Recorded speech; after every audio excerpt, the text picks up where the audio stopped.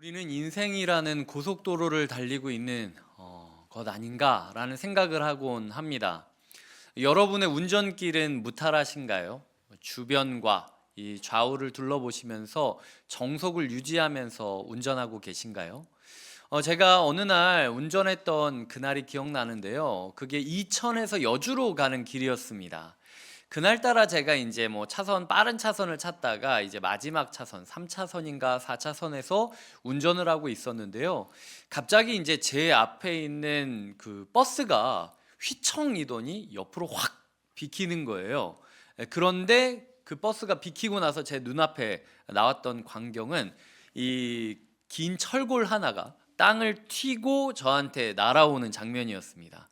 그 버스 앞에 있던 트럭에서 철골 하나가 떨어졌고, 그 철골을 보고 버스 기사가 틀었고, 그 틀고 난 다음에 제가 따라가다가 이제 갑자기 철골을 보게 된 거죠.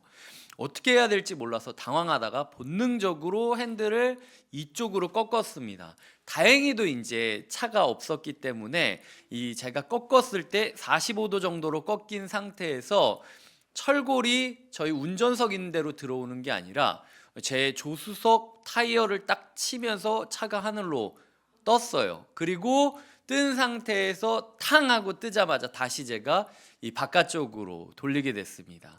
뭐 어쨌든 뭐 여러 가지 일들이 있었지만 결국은 그렇게 가드레일에 부딪히지도 않고 무사히 이렇게 틀고 나서 제 마음 가운데 느꼈던 감정은, 야, 나 운전 좀 하는데? 진짜 죽을 뻔했다. 왜냐면 이게 이렇게 날라왔으면 뚫고 들어오는 거잖아요. 근데 이게 떨어지다가 옆으로 틀면서 타이어 한쪽만 튀일 수 있게 됐기 때문에 다행히도 이제 제가 타이어 하나를 날리고 휠을 구긴 후에 이제 살아남게 됐던 거죠. 하지만 이 후유증이 꽤 오래 남았어요. 저는 그 이후부터 운전할 때 되도록이면 마지막 차선 안 가려고 합니다. 되도록이면은 큰 차 뒤에 안 가려고 그래요. 왜냐면은 그것만 보고 있다고 되는 게 아니라 그게 비켰을 때 뭐가 나올지 모르니까 제 마음 가운데 어느 순간 그 상황 자체가 트라우마가 돼서 운전에 영향을 주는 것을 제가 발견하게 됐습니다. 오늘 하나의 사건이 계속해서 반복되어지며 마음 가운데 깊은 트라우마랑 체념이 이루어진 한 가정이 나옵니다.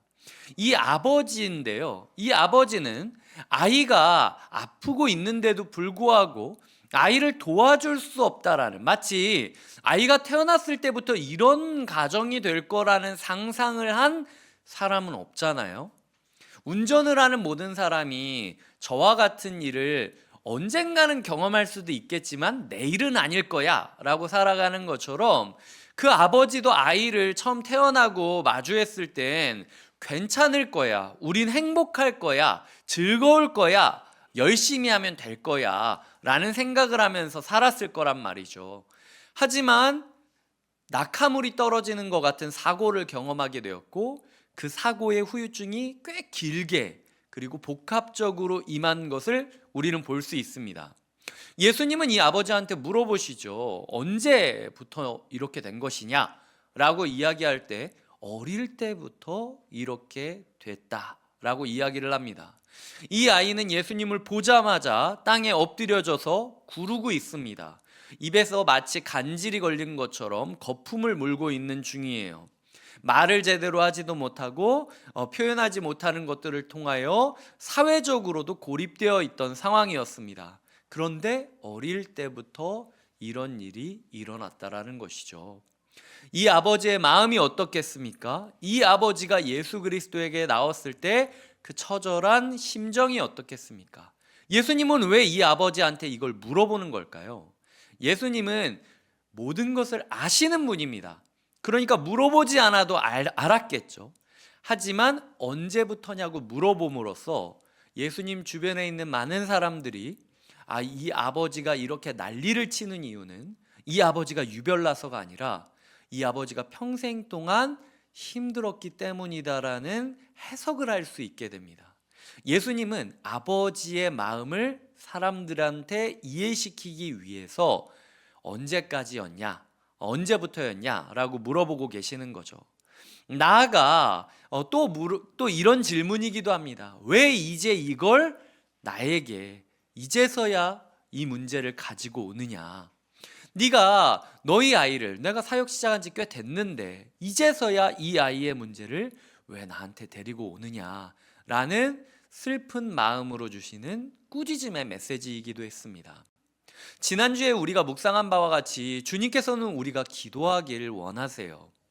기도는 그저 충전기에 충전해 놓고 세상 일들 하면서 계속 까먹다가 완전히 이제 배터리가 닳으면 다시 충전하는 식이 아닙니다.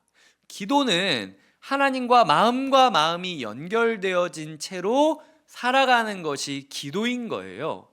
하나님께서는 우리에게 묻고 계십니다. 왜 이제서야 가져왔느냐? 그리고 한편으로는 모든 사람들에게 알리기를 원하신다라는 거죠. 이 사람이 이렇게까지 서러운 마음으로 기도했던 이 사연을 너희가 다 알고 있느냐? 함부로 남의 그 소리지짐을 평가하지 말아라 라고 다른 사람들을 다독여주는 모습입니다. 어쨌든 언제부터였냐 라고 물어보시는 예수님의 질문은 우리 가운데 기도하게 만들고 있어요. 기도를 하면서 예수님한테 문제를 내려놓고, 그리고 그 기도하는 그 사람의 모습을 통하여 일어나는 변화를 통해 사람들이 예수님을 알아가고 사람들이 서로를 알아가기를 원하고 계시다라는 거죠. 그래서 지난주에 예고해 드린 바와 같이 오늘은 우리의 기도에 어떤 게 들어가 있어야 되느냐, 그리고 우리의 기도를 어떻게 바라봐야 되느냐, 조금 더 구체적으로 이야기를 드리려고 합니다. 먼저 제가 오늘 본문을 가지고 제일 의아했던 두 부분이 있는데요. 첫 번째 이야기는요, 22절과 23절입니다. 22절, 23절을 한번 읽어주시겠습니까? 22절, 23절입니다. 시작. 귀신이 그를 죽이려고 불과 물에 자주 던졌나이다. 그러나 무엇을 하실 수 있거든 우리를 불쌍히 여기사 도와주옵소서. 예수께서 이르시되 할 수 있거든이 무슨 말이냐? 믿는 자에게는 능히 하지 못할 일이 없느니라 하시니.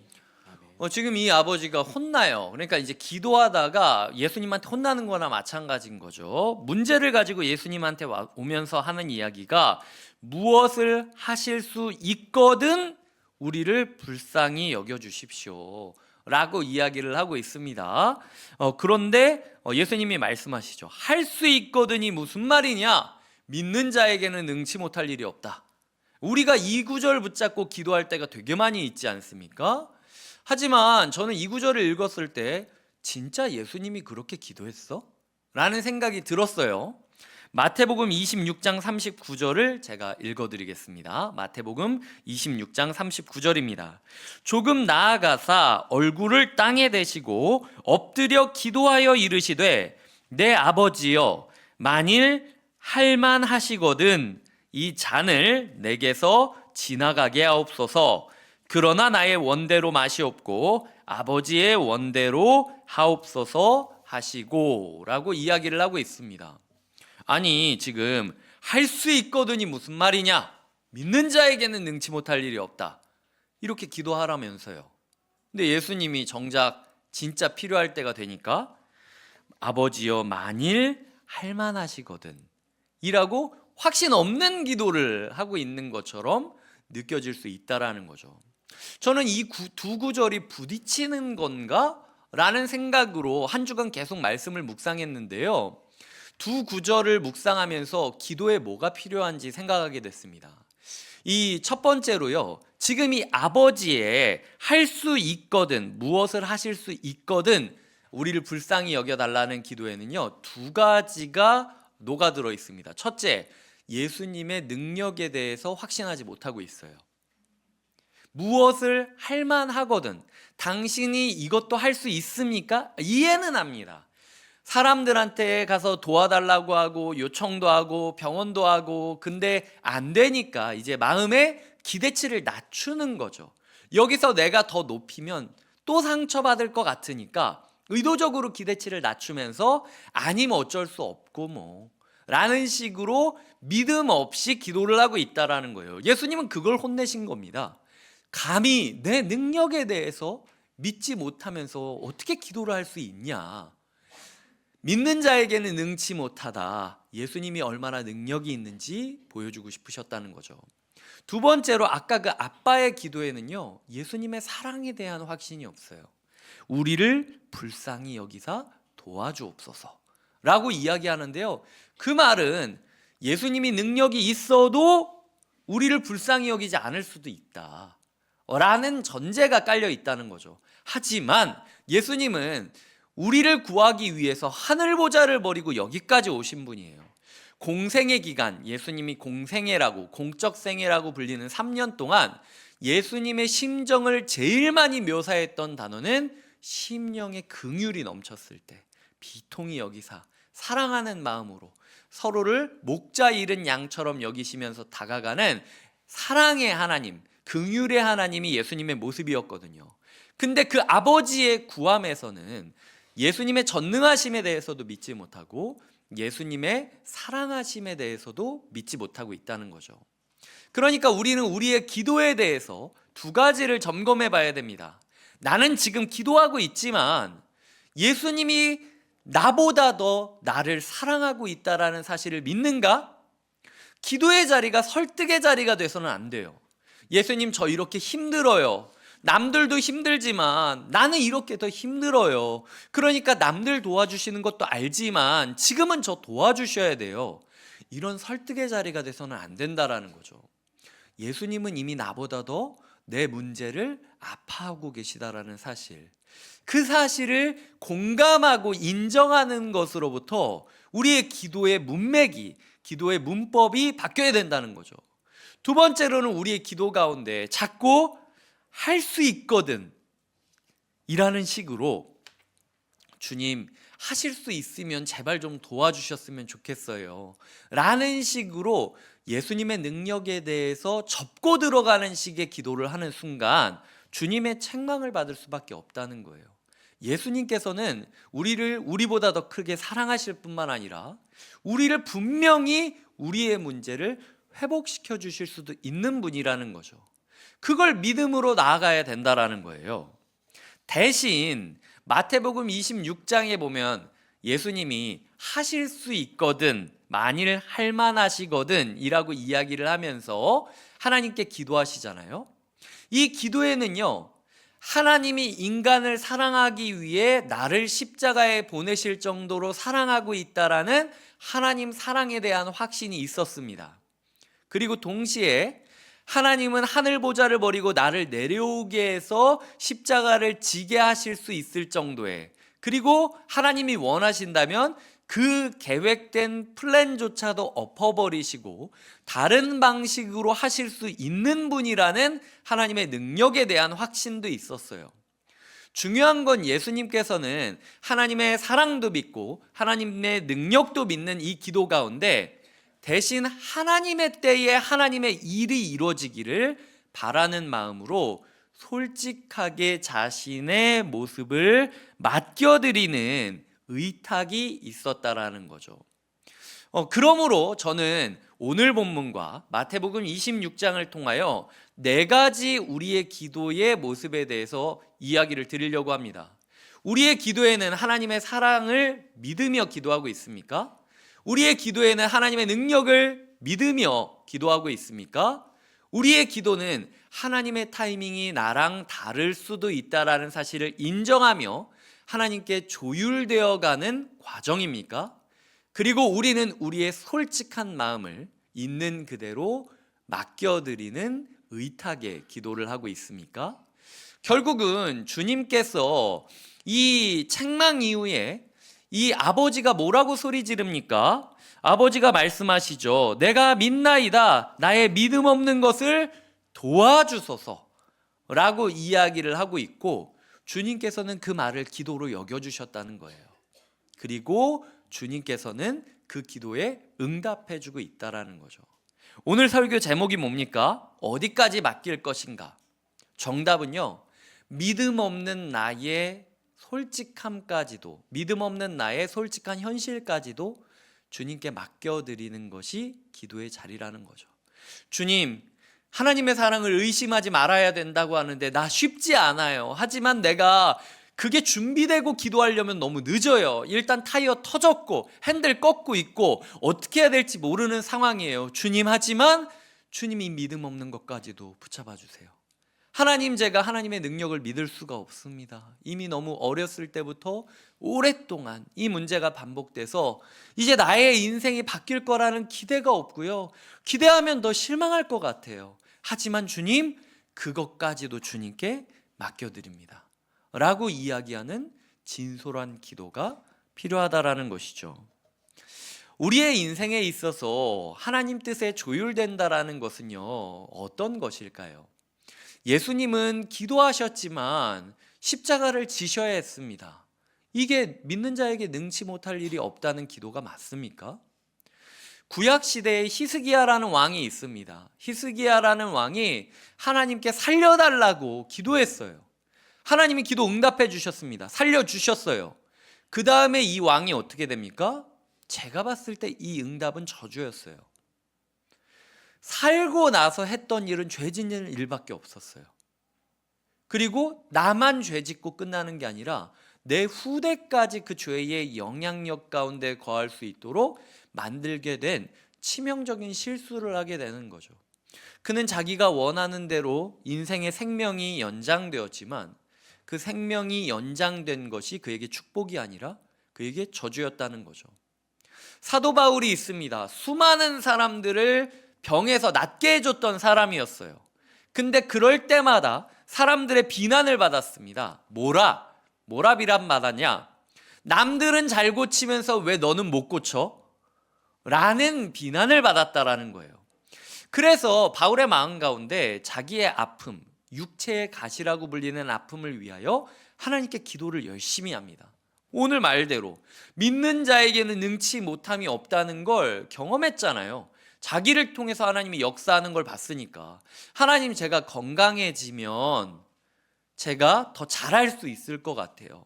제가 건강해지면 사람들이 적어도 니 앞가림이나 하지 뭐 하는 거냐 이런 식으로 이야기하지는 않을 거니까 사역도 더 잘 될 것 같아요. 하나님, 그러니까 제 육체의 가시를 치워주세요 라고 기도했다는 거예요. 그런데 그 기도의 응답이 뭐였느냐? 내 은혜가, 하나님의 은혜가 너에게 족하다. 이게 바울이 받았던 기도 응답이라는 거죠. 하나님의 은혜가 너에게 족하다. 네가 아픈 거 낫는 게 응답이 아니라 네가 아프기 때문에 할 수 있는 일이 있다라는 사실을 기억해야 된다. 그래서 바울이 뭐라 그랬냐면 일체의 비결을 배웠다. 무슨 비결이죠? 자족하는 일체의 비결을 배웠다라고 이야기를 하는 거죠. 오늘 말씀을 가지고 한 목사님이 설교를 하신 걸 제가 들은 적이 있습니다. 믿는 자에게는 능히 하지 못할 일이 없다라는 그 구절을 가지고 설교하시는 거였는데, 그분은요, 자기의 몸이 너무나도 어렸을 때부터 아팠어요. 그런데 사역자로 쓰임받으면서 하나님한테 기도한 거예요. 하나님, 믿는 자에게는 능히 하지 못할 일이 없다고 하는데 저 이거 낫게 해주십시오. 제가 목사고 제가 이제 앞으로 사역해야 되는데 제가 아프면 성도들이 어떻게 저에게 아픈 거 기도를 하겠습니까? 라는 마음으로 기도하셨다는 거예요. 근데 하면 할수록 마음에 절망감이 있었다는 거죠. 내 문제가 낫지 않기 때문에. 그런데 어느 날 시간이 지나다가 알게 되셨다는 거예요. 오히려 하나님께서는 이 문제를 내가 나음으로 해결하시는 것이 아니라 아픈 나를 사용하심으로 누군가를 위로하길 원하신다라는 것을 깨닫게 된 거예요. 그분이 시간이 지나서 이제 목사님들만 아는 그런 목사님들이었는데 초반에는, 최근에 제가 아는 어떤 큰 유튜브 채널에도 나오셔서 본인의 이야기를 하고 그리고 그 은혜를 나누시고 누군가를 위로하시는 것들을 들으면서 과연 하나님이 이분을 쓰지 않고 있는가? 과연 하나님이 이분을 버렸는가? 이분이 생각하는 것만큼 이분의 육체의 문제가 단순한 문제는 아니었다라는 것을 깨닫게 된다라는 겁니다. 그러니까 우리가 기도할 때는 아까 이야기 드렸던 네 가지 모습을 가지고 기도의 순간에 정직하게 서야 되지만 그 기도의 열매는 하나님께 맡겨드려야 된다는 거예요. 나의 타이밍에, 나의 뜻에 하나님의 뜻을 맞추는 것이 아니라 하나님의 타이밍과 하나님의 뜻에 나의 기도를 맞추는 것이 기도의 후속이다, 기도의 흐름이다라는 것을 기억하셔야 된다는 거죠. 동시에 오늘 본문에서 제가 의아했던 두 번째는요, 예수님이 기도 외에는 이런 이유가 나올 수 없다, 기도 외에는 이런 기적의 종류들이 보여질 수 없다, 제자들아 너는 기도 안 했고 나는 기도하지 않았냐 라고 이야기를 하시는 그 책망의 맥락이 있는데요, 오늘 보면은 예수님이 기도 안 해요. 그게 이상했어요. 대부분 저 이제 어렸을 때 뭐 청소년이나 청년이나 이럴 때 뭐 전 또 신학교 다니고 그랬으니까 축기 사역을 단기 선교 가다가 막 할 때들이 있습니다. 이제 귀신 쫓는 사역을 할 때가 있다는 거죠. 근데 아픈 분이나 귀신 들린 분이 이제 마을에 있으면 둥그렇게 원을 만들고 안수 기도를 해요. 그러면서 이제 막 기도를 하거든요. 그래서 그 기도의 순간 갑자기 뭔가 이 귀신 들린 분이 제정신을 차리기도 하고 막 이런 경험들을 이제 저도 했거든요. 그러니까 이런 부분에 있어서 맥락으로 생각해 볼 때 예수님이 진짜 기도 외에는 이런 이유가 없다라고 얘기하시려면요, 지금 그 땅바닥에 구르고 있는 아이를 중심으로 12제자 원 만들라고 해야 돼요. 그리고 기도하자고 해야 돼요. 기도했을 때 애가 바뀌는 걸 보여주면서 봐봐, 기도하니까 되잖아 라고 이야기하셔야 되는 거예요. 그런데 오늘 예수님은 이 귀신을 그냥 평소에 하던 대로 나가라 꾸짖기만 하시지, 예수님이 특별한 갑자기 기도의 주문을 외우신다든지 아니면 기도할 때 특별히 뭔가 행위를 하신다든지 이런 식에 대한 언급은 없다라는 거죠. 이걸 통해서 생각하게 될 수 있는 거는요, 우리는 기도에 대해서 기도하는 순간 뭔가 짜릿짜릿하고 찌릿찌릿하고 뭔가 불길 같은 게 임하면 기도가 응답됐다 라고 생각하곤 하는데요, 기도는 케이블에 전원을 꽂은 것이다, 전원에 케이블을 꽂은 것이다 라고 이야기 드렸잖아요.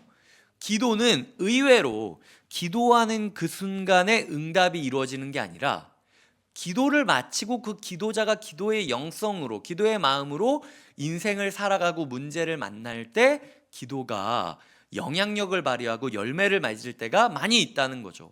그러니까 기도하면서 이 순간 응답이 딱 오게 해달라 이렇게 기도하시면 안 돼요. 하나님이 이 기도를 통하여 나의 삶을 하나님께 고정시켜 주시고 그리하여 내가 어디를 가든지 그 문제를 만나든지 하나님 기도의 능력으로 이길 수 있게 해달라고 기도하시는 것이 맞다는 거죠. 기도 끝나고 났는데 맹숭맹숭해. 하지만 삶을 변하게 된 분들이 그게 건강한 기도자라는 것을 기억하셔야 돼요. 기도하시다가 갑자기 찌릿찌릿하고 전기가 오는 것 같습니까? 제가 그랬던 적이 있었어요. 갑자기 오랫동안 문제를 놓고 기도하는데 갑자기 온몸이 찌릿찌릿하면서 뭔가 왔다 라고 생각을 했는데 쥐가 났어요. 다리가 저리고 아파가지고 그래서 다리를 움켜쥐고 이 찌릿찌릿함이 과연 이게 기도의 응답이 아니었구나 라는 생각을 한다는 거죠. 기도하면서 그런 걸 원하십니까? 그건 아니잖아요. 기도하는 순간에 나에게 주어지는 느낌이나 현상으로 기도가 오늘은 좀 받네, 소위 말해서 기도가 좀 오늘은 막히네 이렇게 얘기하실 게 아니라요, 그냥 콘센트 꼽고 돌아다니다 보면 문제가 하나님의 뜻대로 해결될 걸 믿으며 살아가는 게 필요하다는 거죠. 사도행전에 보면은요, 사람들이 예수의 이름으로 막 기적을 행하니까 별의별 사람들까지도 예수의 이름으로 그 귀신을 쫓으려고 하는 장면이 나와요. 근데 귀신이 갑자기 그 사람들한테 물어보는 거예요. 내가 예수도 알고 바울도 아는데 너는 뭐냐? 옷 붙잡고 막 늘어지다가 막 도망쳐 버려요. 주님께서 우리에게 말씀하는 거죠. 이 기도의 순간 갑자기 우리가 예수님이 우리에게 귀신을 쫓는 기도는 이거다 이렇게 주신 게 아니잖아요. 예를 들어 오늘 기도를 이렇게 하시는 분도 있어요. 이걸 대적 기도라고 부르는데 예수님이 뭐라고 이야기하시냐면, 말 못하고 못 듣는 귀신아 내가 내게 명하노니 그 아이에게서 나오고 다시 들어가지 말라, 이걸 가지고 대적 기도를 하는 분들이 계세요. 그게 틀린 건 아닙니다. 그런데 하나님과 연결됨이 없이 그 주문만 외우면서 마치 문제가 있을 때마다 문제를 향해서 외치십시오. 나를 괴롭히게 하는 이 재정적인 문제들아, 나를 얽매이고 있는 이 죄의 문제들아, 지금 나에게서 나오고 다시 들어가지 말라라고 대적 기도를 하는 거 좋아요, 좋아. 근데 그 기도문이 중요한 게 아니라 예수님은 하나님이랑 항상 연결되어 있는 삶을 살았기 때문에 그게 가능했던 거고, 그거를 그냥 남발만 하는 사람은 아까 사도행전에 나온 것처럼 내가 예수도 알고 바울도 아는데 넌 뭐냐? 우리에게 오히려 귀신이 달려들고 우리에게 오히려 문제가 달려들고 그래서 우리가 더 힘들어질 수 있다는 거죠.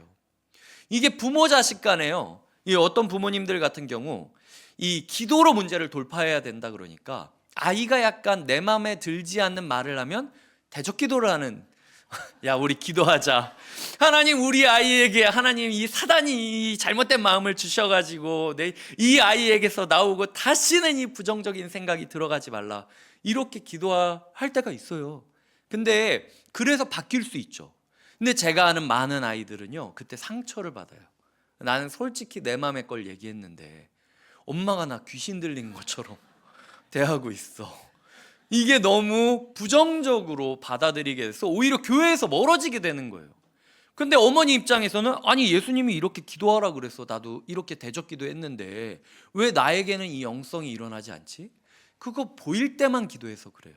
보이지 않을 때부터 예수님이랑 마음이 하나 되고 그 사랑의 마음으로 아이들을 대하면 굳이 이렇게 기도하지 않아도 어느 날 갑자기 아이가 부모가 툭 내뱉은 한마디 때문에 갑자기 바뀔 때가 있다니까요. 그게 기도자의 열매라는 거죠.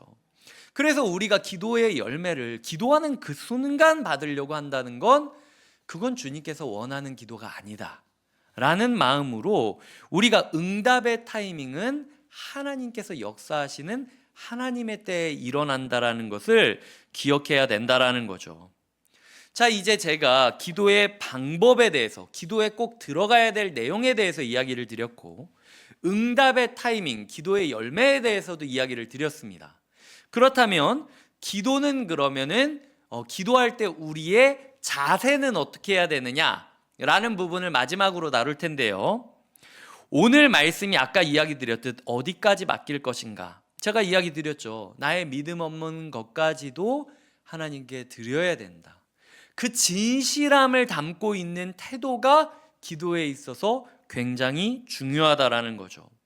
주님, 우리가 준비된 상태로 기도하지 않을게요.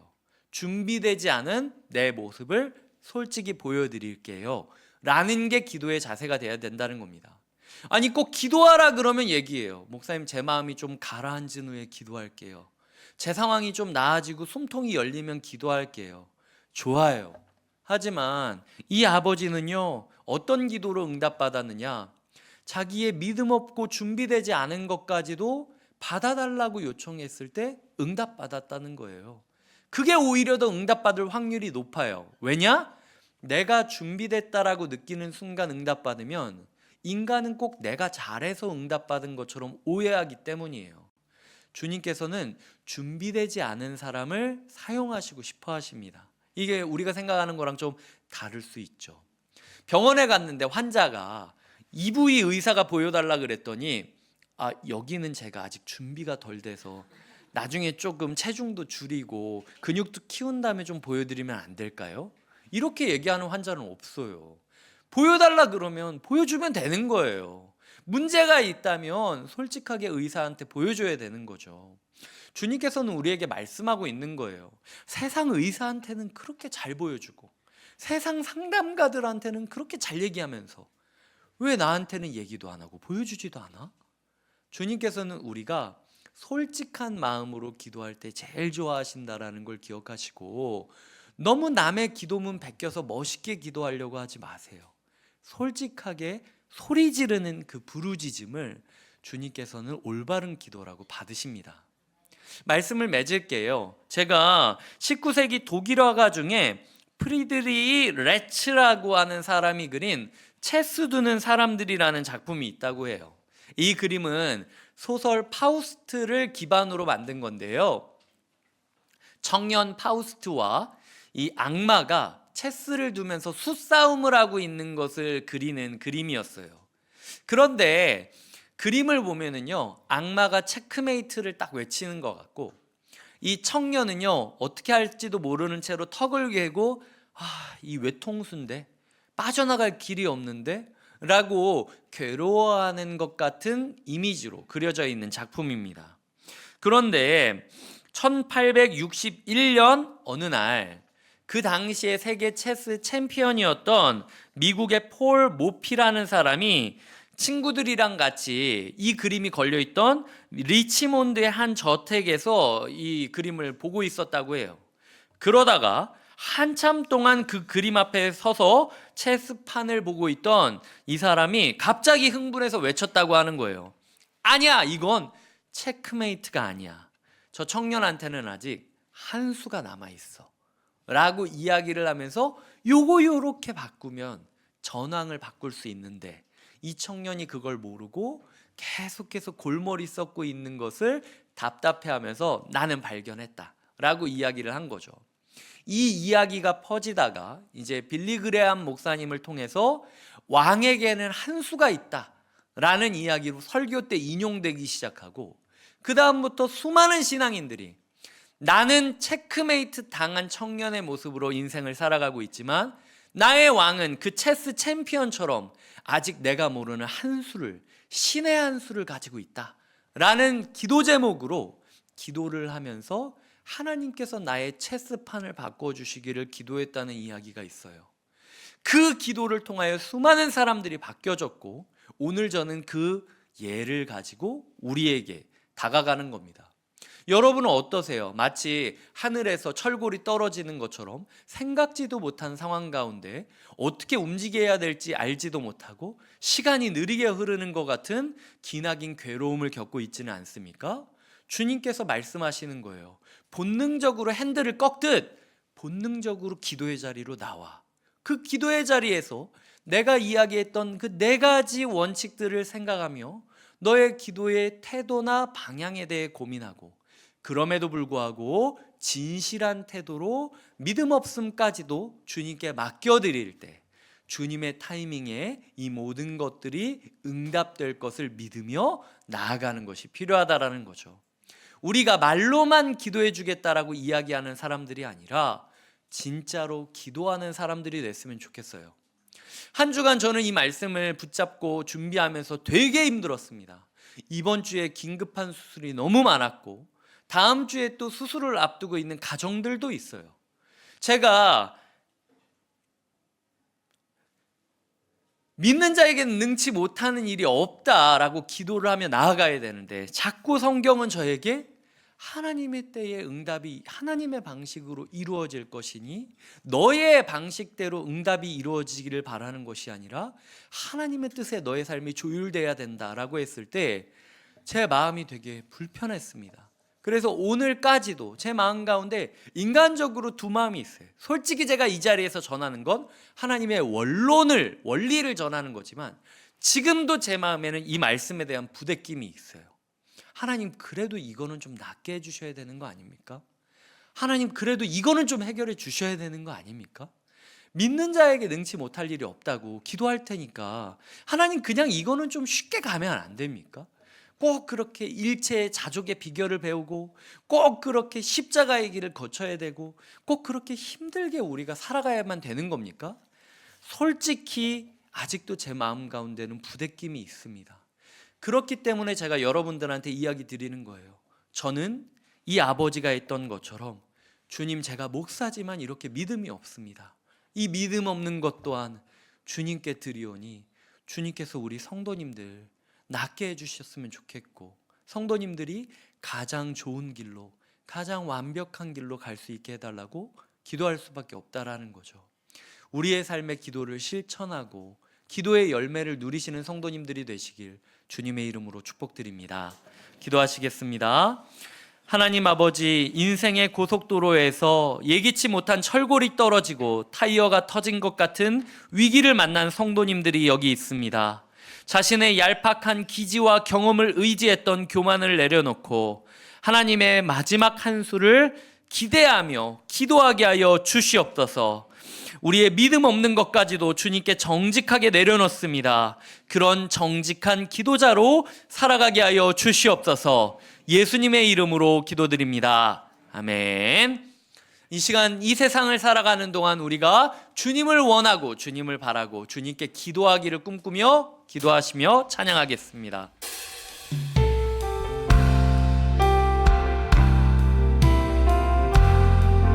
이 세상을 살아가는 동안에 나의 힘을 의지할 수 없으니 기도하고 낙심하지 말 것은 주께서 참 소망이 되시리라. 2절입니다. 주의 길을 걸어가는 동안에 주의 길을 걸어가는 동안에 세상에 거 의지할 수 없으니 감사하고 낙심하지 말 것은 주께서 참 기쁨이 되시리라. 하나님의 꿈이 나의 비전이 되고 예수님의 성품이 나의 인격이 되고 성령님의 권능이 나의 능력이 되길 원하고 바라고 기도합니다. 이 시간 함께 기도하기를 원합니다. 하나님, 우리가 기도에 대해 듣기만 하고 끝내는 것이 아니라 실제로 기도하는 사람들이 되게 하여 주시옵소서. 우리의 믿음 없는 것까지도 주님께 내려놓사오니 주님 우리를 회복하여 주시옵소서. 이 시간 함께 기도하며 나아가겠습니다. 하나님, 나의 문제를 주님께 솔직히 고백합니다.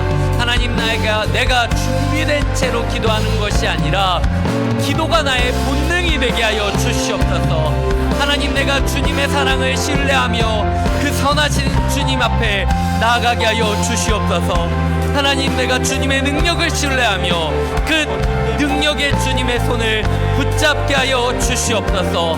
하나님, 내가 나의 타이밍이 아니라 주님의 타이밍에 조율되게 하여 주시옵소서.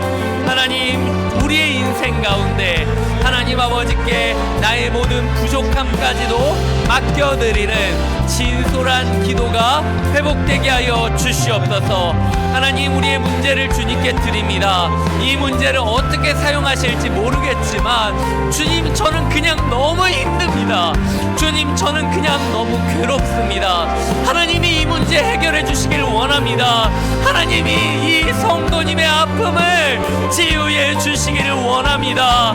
주님, 주님의 때가 지금이기를 원합니다. 하나님, 능력으로 회복하여 주시옵소서. 아버지의 사랑과 아버지의 뜻이 우리 가운데 역사함으로 우리 모두가 하나님의 능력을 깨닫고 하나님의 능력에 감사하며 살아갈 수 있도록 인도하여 주시옵소서. 아버지의 사랑을 따라 우리가 나아가오니 주님, 우리의 기도에 하나님의 선하심으로 응답하여 주시옵소서. 다 같이 찬양하겠습니다. 하나님의 꿈이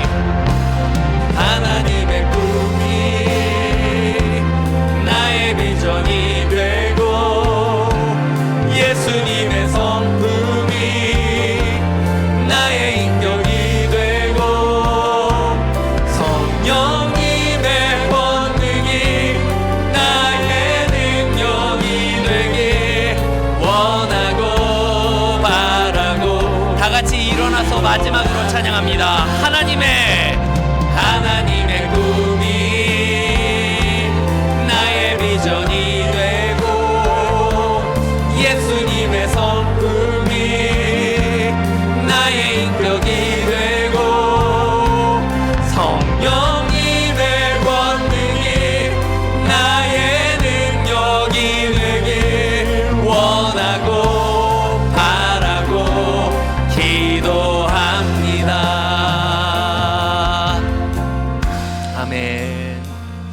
서 계신 채로 제가 기도해 드리겠습니다. 우리 주 예수 그리스도의 은혜와 하나님의 사랑과 성령님의 교통하심이 모든 것을 주님께 맡겨드리는 기도자가 되기를 소망하고 결단하는 주님의 사람들과 곁에 있는 교회에게 지금부터 영원토록 함께해 주시기를 간절히 축원하옵나이다. 아멘.